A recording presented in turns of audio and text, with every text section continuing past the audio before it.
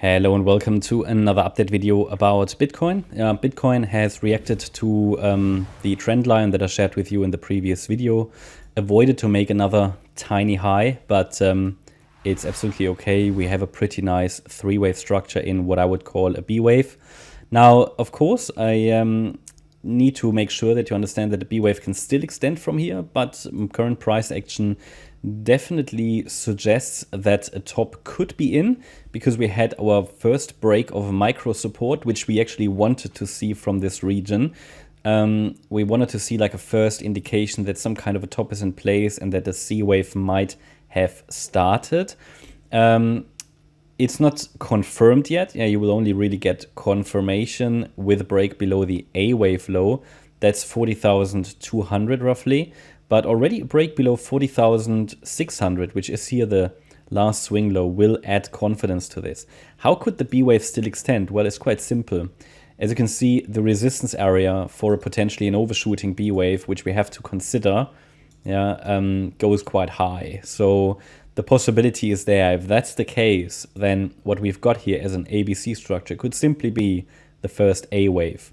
Then this could be a deep B wave, and then we move up in wave C later, and then come down. You know, that's just the fun in corrections. You never really know. We can really only base our current assessment on the latest structures, and it's basically probabilities are very dynamically shifting in corrections. That's why I often say you need to give it a little bit of space, the movement in a correction.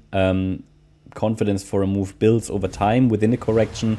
It's usually not recommended to trade within a correction. Yeah, it's typically not. Corrections are there for getting into positions, but not to trade the waves within them. You can't stress that enough. Many people do that. That's fine if you want to do that. It certainly needs more skill. It takes more skill, and you need to watch the chart like a hawk, okay, all the time. Because you get a lot of whipsaw price action, unexpected, unpredictable whipsaw price action. But so far, I mean, the ideal structure that we've highlighted here from the beginning for this correction is being followed. A wave down, B wave up, C wave down. Now, how each of these waves develops, that's very dynamic. Yeah, the B wave can extend. The B wave could form a triangle, even though I don't see that right now, but it's possible, you know. So the parameters are defined.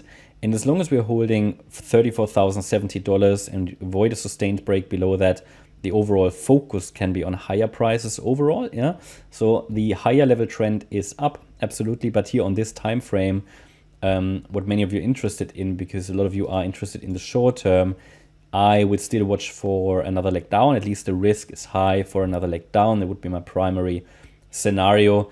That doesn't mean every single wave in the correction should be traded. Absolutely not. Corrections, one of the main benefits Elliott Wave allows us to understand is that a chart is in a correction. And a lot of you take that for granted, because honestly, a lot of you, if you watch these videos, you know a lot about the structure of the charts. A lot of people don't, right? A lot of people have no clue at all. And one of the main benefits of Elliott Wave and of assessing this is that we understand we are in a correction. And the correction is there for capital preservation.